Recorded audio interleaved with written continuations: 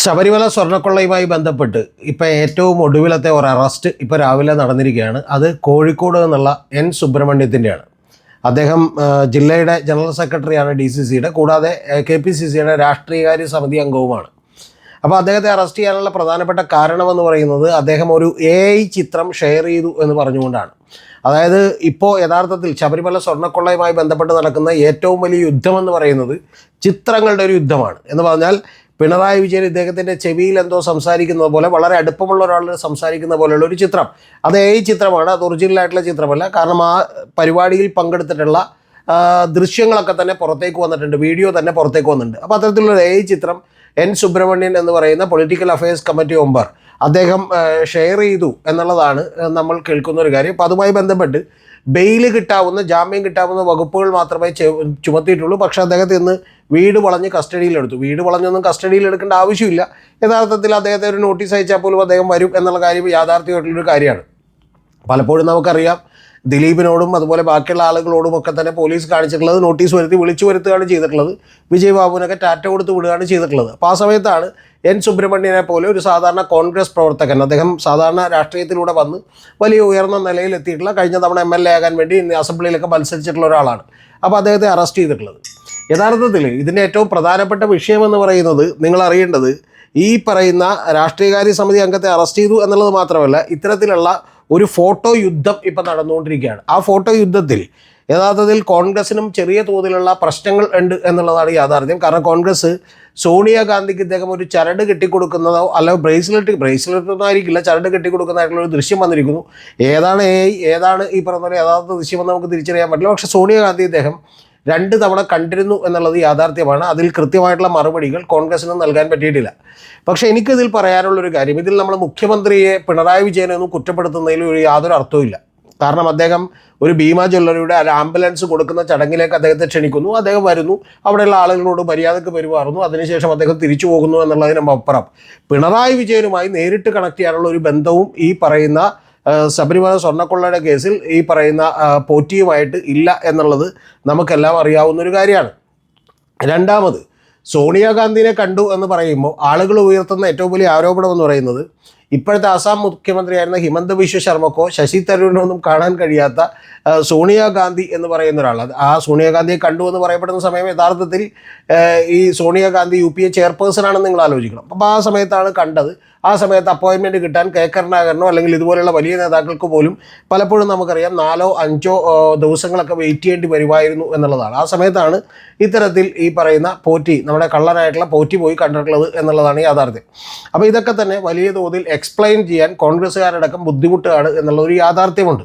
അപ്പോൾ ഇത്തരത്തിലുള്ള, ഞാൻ കഴിഞ്ഞ ദിവസങ്ങളിൽ തന്നെ ഏറ്റവും ആദ്യം ഞാനൊരു വീഡിയോ ചെയ്തപ്പോൾ തന്നെ പറഞ്ഞിരുന്നു, ഇത് ഒരുപക്ഷെ അടൂർ പ്രകാശുമായിട്ടും അതുപോലെ ആൻ്റോ ആൻ്റണിയുമായിട്ടൊക്കെയുള്ള ബന്ധം എന്താണ് എന്നുള്ളത് ചോദിക്കുന്നത് വഴി, അല്ലെങ്കിൽ ശബരിമലയിലെ സ്വർണ്ണക്കൊള്ളകളൊക്കെ തന്നെ സമഗ്രമായി അന്വേഷിക്കുമ്പോൾ ഇത് പലപ്പോഴും UDFന് കൂടി ചില തിരിച്ചടികൾ ഉണ്ടാവാൻ സാധ്യതയുണ്ട് എന്ന് ഞാൻ പറഞ്ഞിരുന്നു. അതിൻ്റെ ഭാഗമായിട്ട് ഇപ്പോൾ ഇത്തരത്തിലുള്ള ഫോട്ടോ യുദ്ധം നടന്നുകൊണ്ടിരിക്കുകയാണ്. ആ ഫോട്ടോ യുദ്ധത്തിൻ്റെ പുറത്ത് ഇന്നെന്താണെങ്കിലും യഥാർത്ഥത്തിൽ പിണറായി വിജയനൊന്നും അറിഞ്ഞിട്ടായിരിക്കും എന്ന് ഞാൻ വിചാരിക്കുന്നില്ല, എൻ സുബ്രഹ്മണ്യനെ കൂടി അറസ്റ്റ് ചെയ്യുന്നു തീരുമാനിച്ചിരിക്കുന്നു. അദ്ദേഹത്തിൻ്റെ ഓഫീസ് എന്തായാലും അറിഞ്ഞിട്ടുണ്ടാവും.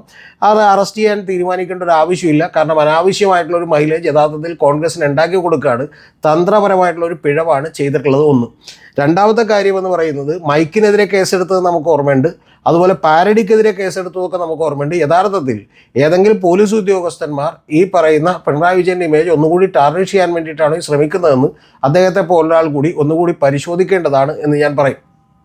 ഇനി ഇതുമായി ബന്ധപ്പെട്ട് ഇത്തരം കാര്യങ്ങളൊക്കെ സംഭവിച്ചുകൊണ്ടിരിക്കുമ്പോഴും മറ്റ് ഈ SITയുടെ അന്വേഷണവും ത്വരിതഗതിയിൽ മുന്നേറിക്കൊണ്ടിരിക്കുകയാണ്.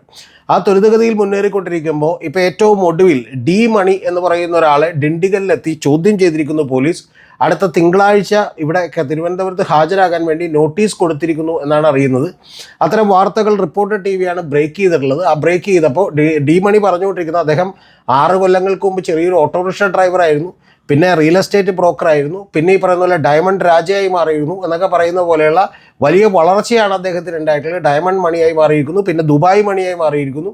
ഇങ്ങനെ അദ്ദേഹം പക്ഷേ പറയുന്നത്, ഞാൻ ആ മണിയല്ല, നിങ്ങൾ ഉദ്ദേശിച്ച മണിയല്ല, പകരം വേറൊരു മണിയാണെന്നാണ്. ഈ മണിക്ക് ഇതിനകത്ത് എന്താണ് ബന്ധം എന്നുള്ളത് ഇതേവരെ പ്രൂവ് ചെയ്യപ്പെട്ടിട്ടില്ല. പക്ഷേ അദ്ദേഹത്തെ ചോദ്യം ചെയ്തിരിക്കുന്നു. കാരണം രമേശ് ചെന്നിത്തല കൊടുത്തിട്ടുള്ള ചില ഇൻപുട്ടുകളുടെ അടിസ്ഥാനത്തിൽ രമേശ് ചെന്നിത്തലയോട് വിദേശത്തുള്ളൊരു വ്യവസായി കൊടുത്തിട്ടുള്ള ചില വിവരങ്ങളുടെ അടിസ്ഥാനത്തിൽ അദ്ദേഹം SITക്ക് മൊഴി കൊടുക്കുകയും ആ SITകളുടെ മൊഴികളുടെ അടിസ്ഥാനത്തിലാണ് ഇത്തരത്തിലുള്ളൊരു നിഗമനങ്ങളിലേക്ക് എത്തുകയും ചെയ്തത്. പക്ഷേ ഇതൊക്കെ അറ്റം വരെ കണ്ടുപിടിക്കപ്പെടുമോ എന്നുള്ള കാര്യത്തിൽ എനിക്കിപ്പോഴും സംശയമുണ്ട്. കാരണം ഒരു കാര്യം വളരെ വ്യക്തമാണ്, അവിടെ ശബരിമലയിലെ ഏറ്റവും അധികാരമുള്ള ആൾ എന്ന് പറയുന്നത് തന്ത്രിയാണ്. ഈ തന്ത്രി എന്ന് പറയുന്നത് തന്നെ നിങ്ങൾ അറിയേണ്ടത് താഴ്മൺ കുടുംബത്തിന് തീരെഴുതി കൊടുത്തേക്കാണ് എന്നുള്ളത് എൻ്റെ പ്രിയപ്പെട്ട പ്രേക്ഷകരെല്ലാവരും അറിയണം. കാരണം തമിഴ് ബ്രാഹ്മണരായിട്ടുള്ള അവരുടെ കുടുംബത്തിൽ നിന്ന് ഏതാണ്ട് രാജാധികാരം വെച്ച് മാറുന്ന പോലെ, ഡൈനാസ്റ്റി പൊളിറ്റിക്സ് എന്നൊക്കെ പറഞ്ഞ് നരേന്ദ്രമോദിയൊക്കെ പറയുന്ന പോലെ, ഓരോ വീട്ടിലുള്ള ആളുകൾ അവരുടെ മക്കളുടെ മക്കളായിട്ട്, ആദ്യം മഹേഷ് കണ്ഠരര് മോഹൻരായിരുന്നു, ഇപ്പോൾ ഈ പറയുന്ന പോലെ അടുത്ത അദ്ദേഹത്തിൻ്റെ മകനാണ്, അതിനുശേഷം ഈ പറയുന്ന പോലെ വേറൊരാളാണ്. അതിൽ ഒരു മകനെ ആക്കാൻ തീരുമാനിച്ചിരുന്നു, കണ്ഠരര് രാജീവരാണ് ഇപ്പോൾ ഉള്ളത്. അപ്പോൾ വേറൊരാളെ ആക്കാൻ തീരുമാനിച്ചിരുന്നു. അദ്ദേഹം പക്ഷേ നമുക്കറിയാം ശോഭ ജോൺ എന്ന് പറയുന്ന ഒരു ബ്രോത്തലൊക്കെ നടത്തിയിരുന്ന എറണാകുളത്തുള്ളൊരു സ്ഥലത്ത് വന്ന് കുടുങ്ങുകയും അതൊരു വലിയ കേസാവുകയും ചെയ്തപ്പോൾ നടത്തിയിട്ടുള്ള ചില വെളിപ്പെടുത്തലുകൾ, കോടതിയിൽ നടത്തിയിട്ടുള്ള ചോദ്യം ചെയ്യലുകളിൽ അദ്ദേഹത്തെ ക്രോസ് എക്സാമിൻ ചെയ്തപ്പോൾ നടത്തിയിട്ടുള്ള വെളിപ്പെടുത്തലുകൾ നിങ്ങൾക്ക് ഓർമ്മയുണ്ടാകും. അദ്ദേഹത്തിന് സംസ്കൃതം അറിയില്ല, പൂജാവിധികൾ അറിയില്ല, ഇത്തരം കാര്യങ്ങളൊന്നും അറിയില്ല. പക്ഷേ അദ്ദേഹമൊക്കെ വന്ന് പൂജ നടത്തുന്നതിന് 2 ലക്ഷവും 3 ലക്ഷവും ഒക്കെയാണ് മേടിച്ചിരുന്നത്. അതുകൊണ്ടാണ് അദ്ദേഹത്തെ ആക്കാതെ അദ്ദേഹത്തിൻ്റെ അനിയനായിട്ടുള്ള ഈ പറയുന്ന കണ്ഠരര് രാജീവരെ ആക്കിയിട്ടുള്ളത് എന്ന് നമ്മൾ ആലോചിക്കണം. ഇത്തരത്തിലൊരു കുടുംബത്തിന് മാത്രമായി ഇത് തീരെഴുതി കൊടുക്കുന്നതിൻ്റെ യുക്തി എന്താണ് ഈ 21-ാം നൂറ്റാണ്ടിൽ എന്നുള്ളത് എനിക്ക് ഇതേവരെ മനസ്സിലായിട്ടില്ല. യഥാർത്ഥത്തിൽ അത്തരത്തിലുള്ള ആളുകൾ കൂടി അറിയാതെ അവിടെ നിന്ന് ഏതെങ്കിലും ഒന്ന് എടുത്തുകൊണ്ട് പോകൽ അസാധ്യമാണെന്നാണ് അതേക്കുറിച്ച് അറിയുന്ന എല്ലാവരും പറയുന്നത്. അതുകൊണ്ട് ഇതിൽ ദൈവതുല്യരായി ഞാൻ വിചാരിക്കുന്ന ചില ആളുകൾ പോലും ഇതിൻ്റെയൊക്കെ പുറകിലുണ്ട്. അതൊക്കെ പേരുകൾ പുറത്തു വരുമ്പോൾ നിങ്ങൾ ഞെട്ടും എന്ന് CPMൻ്റെ ജില്ലാ കമ്മിറ്റി മെമ്പറും ദേവസ്വം ബോർഡിൻ്റെ പ്രസിഡൻറ്റുമായിരുന്ന പത്മകുമാർ എന്ന് പറയുന്ന ആൾ പറഞ്ഞത് നമുക്ക് ഓർമ്മയുണ്ട്. അദ്ദേഹം CPMൻ്റെ ജില്ലാ കമ്മിറ്റി മെമ്പറും ദേവസ്വം ബോർഡ് പ്രസിഡൻറ്റും മാത്രമല്ല, ശബരിമലയുമായി വലിയ ബന്ധമുള്ള ഒരു കുടുംബത്തിൽ നിന്ന് വരുന്ന ഒരാളാണ് K. പത്മകുമാർ. അദ്ദേഹം പറഞ്ഞിരുന്ന ഒരു വാചകം, ദൈവതുല്യനായിട്ടുള്ള ഒരാൾ, അദ്ദേഹം കരുതിയിരുന്ന ഒരാൾ, അവരൊക്കെ തന്നെ ചെയ്തിട്ടുള്ള പ്രവർത്തികൾ അദ്ദേഹത്തെ ഞെട്ടിച്ചു എന്നാണ്. യഥാർത്ഥത്തിൽ അന്നേരം എല്ലാവരും തന്നെ അത് വിരൽ ചൂണ്ടിയത് ഈ പറയുന്ന പിണറായി വിജയനിലേക്കൊക്കെയാണ്. പക്ഷെ അദ്ദേഹമാണെന്ന് ഞാൻ വിചാരിക്കുന്നില്ല. പകരം എൻ്റെ വിശ്വാസം എന്ന് പറയുന്നത് ഈ പറയുന്ന വിശ്വാസത്തിൻ്റെ പേരിൽ പല അഭ്യാസങ്ങളും കാണിക്കുന്ന ഇത്തരത്തിലുള്ള ആളുകളായിരിക്കുമെന്നാണ്. ഇതിന് പറയാൻ മറ്റൊരു കാരണം കൂടിയുണ്ട്. ആ കാരണം എന്ന് പറയുന്നത്, നേരത്തെയൊക്കെ നിങ്ങൾ ആലോചിച്ചിട്ടുണ്ടാവും, ഇപ്പോൾ ശബരിമലയിലെ തന്ത്രിയായിട്ടിരിക്കുന്ന ഒരാളെക്കുറിച്ച് നേരത്തെ ഈ ശബരിമലയിലെ സ്ത്രീ പ്രവേശനവുമായി ബന്ധപ്പെട്ടൊരു പരിപാടികൾ നടക്കുമ്പോൾ ഒരു TV ഡിബേറ്റിൽ ഒരു വലിയ ആരോപണം വന്നിരുന്നു. അത് ഒരു സ്ത്രീയോട് 5000 രൂപ മേടിച്ചുകൊണ്ട് ശബരിമലയിൽ കയറിക്കോ, ഇതൊന്നും വലിയ പ്രശ്നമുള്ള കാര്യമല്ല എന്ന് അവർ പറഞ്ഞു എന്നുള്ളതാണ്. യഥാർത്ഥത്തിൽ അത്തരത്തിൽ ഈ ഒരു തന്ത്രി ഈ പറയുന്ന പോലെ കണ്ഠരര് രാജീവർ പറഞ്ഞു എന്നാണ് ആ ഒരു സ്ത്രീ തന്നെ ഒന്ന് ആരോപിച്ചിട്ടുള്ളത്. അതന്ന് വലിയ വിവാദമായിരുന്നു. പക്ഷെ പിന്നീട് അതങ്ങോട്ട് കെട്ടടങ്ങിപ്പോയി. യഥാർത്ഥത്തിൽ ഇത്തരത്തിലുള്ള ആളുകൾക്കൊന്നും ഒരു വിശ്വാസവുമില്ല. വിശ്വാസത്തിൻ്റെ പേര് പറഞ്ഞ് സ്വന്തം ഈ പറയുന്ന പോലെ വയറ്റിപ്പഴപ്പ് ബിസിനസ് മാത്രമാണ് ഇവരൊക്കെ നടത്തിക്കൊണ്ടിരിക്കുന്നത് എന്നാണ് എൻ്റെ വിശ്വാസം. കാത്തിരുന്ന് കാണാം എന്തായാലും ഡീമണിയിൽ നിന്ന് അടുത്ത ആളുകളിലേക്കൊക്കെ ഈ സ്പെഷ്യൽ ഇൻവെസ്റ്റിഗേഷൻ ടീമിൻ്റെ അന്വേഷണം എത്തുമ്പോൾ ഞെട്ടാൻ തയ്യാറായിരിക്കുക പ്രേക്ഷകർ. കാരണം അതുപോലെ ഞെട്ടിക്കുന്ന വിവരങ്ങളായിരിക്കും. കാരണം ഇവർക്കൊന്നും എന്തെങ്കിലും തരത്തിലുള്ള വിശ്വാസമുണ്ടെങ്കിൽ കോടിക്കണക്കിന് രൂപയുടെ അഴിമതികളാണ് ഇത്തരം ക്ഷേത്രങ്ങളിൽ നടക്കുന്നതെന്നുള്ള കാര്യത്തിലൊന്നും ആർക്കും തർക്കമില്ല. ആ അഴിമതികൾക്കെതിരെയൊന്നും ഈ പറയുന്ന ആചാര ലംഘനത്തിനെതിരെ കാട്ടുന്ന വാശിയോടുകൂടിയൊന്നും ദേവൻ്റെ സ്വത്ത് മോഷ്ടിക്കുന്നതിനെതിരെയൊന്നും ഇവരൊന്നും നിലവിൽ ഈ പറയുന്ന പോലെ പുറത്തേക്ക് ഇതേവരെ വന്നിട്ടില്ല. ഒരു വാക്ക് പോലും ശബ്ദിച്ചിട്ടില്ല. കൂടാതെ വാജിവാഹനം എന്ന് പറയുന്നത് ഞാൻ വീട്ടിൽ കൊണ്ട് വെച്ചേക്കായിരുന്നു എന്ന് പറഞ്ഞപ്പോൾ ഞാനിപ്പോൾ അത് തൽക്കാലത്തേക്ക് തിരിച്ചു തന്നേക്കാം എന്ന് പറയുന്ന ചില ന്യായീകരണങ്ങളാണ് ഈ പറയുന്ന തന്ത്രിമാരൊക്കെ നടത്തിക്കൊണ്ടിരിക്കുന്നത്. അതുകൊണ്ട് ഇവരൊക്കെ വിശ്വാസികളുടെ ഈ പറയുന്ന പോലെ വിശ്വാസതയുടെ അപ്പോസ്തലന്മാരാണെന്നും ഇവരാണ് വലിയ വിശ്വാസികളെന്നും ഇവർ പറയുന്ന ആചാരങ്ങളാണ് ലംഘിക്കപ്പെടേണ്ടാത്തതെന്നും ഒക്കെ പറയുന്ന മണ്ടൻ വിശ്വാസം പേർന്ന നിരവധി വിശ്വാസികൾ അല്ലെങ്കിൽ അത്തരത്തിലുള്ള ആളുകൾ നമ്മുടെ നാട്ടിലുണ്ട്.